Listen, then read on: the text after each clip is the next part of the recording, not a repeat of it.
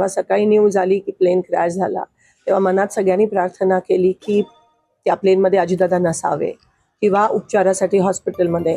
पण मग काही क्षणानंतर न्यूज आली की दादा त्या क्रॅशमध्ये गेले आणि अंगावर असा शहारा येतो, कारण का एवढे जवळचे संबंध. मला एक लहान बहीण म्हणून नेहमी ते बघायचे, कौटुंबिक नातं होतं.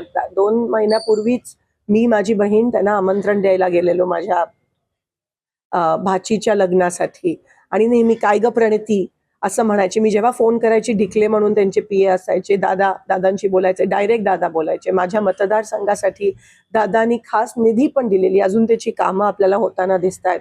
मी MLA होती, आमदार होती, तेव्हा पण दादा बोलून त्यांना अभिमान वाटला जेव्हा मी पहिल्यांदा निवडून आली, आणि नेहमी मला गाईड करायचे की हे असं ते असं. दादांची काम करण्याची पद्धत तुम्हाला सगळ्यांना माहिती आहे, अशी काम करण्याची पद्धत कोणाचीच नाही आहे आजपर्यंत महाराष्ट्रात. डायरेक्ट अधिकाऱ्यांना फोन करणं, डायरेक्ट कार्यकर्त्यांची कामं करणं, कुठेही किती लांब उभा असला तरी बोलवायला हाक मारून बोलवायचे, आणि प्रत्येक कार्यकर्त्याच्या मनात, हृदयात दादांनी एक जागा बनवली होती. आज कोणत्याही पक्षाचा असला तरी आज त्याच्या डोळ्यात अश्रू आलेत की दादा महाराष्ट्राचा अजितदादा नाही आहे. 2-3 महिन्यापासून दादा दिल खुलास बिनधास्त म्हणजे जगत होते. जिल्हा परिषद इलेक्शन्स आहेत, दादा एक वेळेसाठी खूप पर्टिक्युलर होते. जर 9ला मीटिंग असायची तर 9ला 10 मिनिटं असताना ते तिथे उपस्थित असायचे, आणि सारखं एकदम हेक्टिक लाईफस्टाईल. ते ज्या विमानातून गेले, आज त्यांचा तो क्रॅश झाला, ते पण बारामतीमध्ये स्वतःच्या गावात क्रॅश होणं, ह्याच्यापेक्षा धक्कादायक काय न्यूज असू शकते. ते विमान, त्याच विमानातून ते सोलापूरला अनेकदा आले. ते त्यांचं नेहमीचं सॉलिड विमान होतं VSR. विमान क्रॅश होणं हे खूप शॉकिंग आहे. चॉपर तरी मी समजू शकते, पण विमान लँडिंगच्या वेळेस क्रॅश होणं, नेमकं काय झालं हे कोणालाच माहित नाहीये, आणि दादा आज आपल्यात नाही आहेत. कुठेतरी आपण पाहतोय की तुम्ही त्यांच्यासोबत मंत्रिमंडळात पण काम केलेलं आहे, आमदार. काय त्यांच्या आठवणी? मी पहिल्यांदा आमदार झाली 2009 मध्ये, तेव्हा दादा बघितलं मला विधानसभेत आणि अभिमान वाटला त्यांना. तेव्हा मी सगळे एकत्र होतो, आणि तेव्हा दादांचं स्वप्न अनेक वर्षाचं मुख्यमंत्री बनायचं. पण कधी कधी ना मुख्यमंत्र्यांकडे कमी आणि दादांकडे आम्ही जास्त जायचो, आणि हक्कानी ते बोलवायचे, बसवायचे, काम निधी द्यायचे प्रत्येकाला, कार्यकर्ता असेल, आमदार असेल.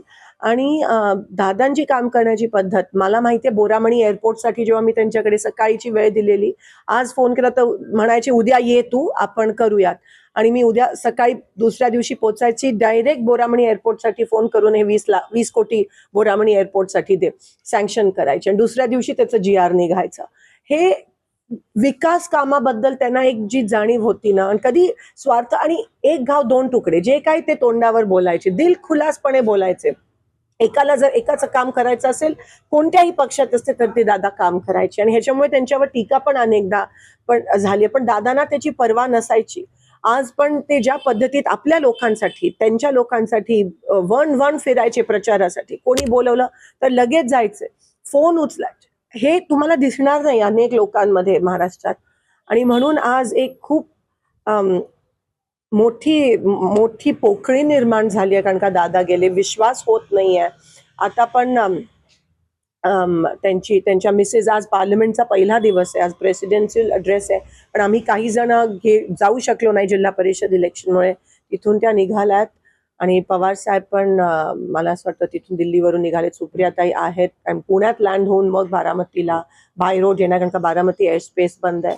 पण मला विश्वास होत नाही. आणि ते त्यांचं विमान, म्हणजे जे आपण म्हणतो की ट्विन इंजिन असायला पाहिजे, सॉलिड, ते त्या बाबतीत पर्टिक्युलर होते. आणि क्रॅश होणं बारामतीत, स्वतःच्या गावात, खूप मोठा लॉस महाराष्ट्राचा.